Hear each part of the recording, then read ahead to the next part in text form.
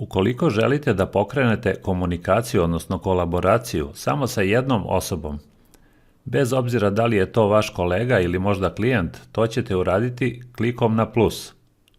Izaberite opciju Contact Person, potom upišite ime kolege. Kada počnete da pišete ime, odmah će se pojaviti i spisak svih vaših kolega čije ime počinje slovima koja kucate. Izaberite odgovarajuću osobu i kreirali ste radnu površinu za kolaboraciju samo sa tom osobom. Ukoliko pak želite da zovete nekoga ko nije iz vaše firme, na primjer nekog van firme ko vam je potreban da završite zadatak koji ste dobili, unesite njegovu e-mail adresu i to će biti sasvim dovoljno da je pozovete da vam se priključi u kolaboraciji 1 na 1.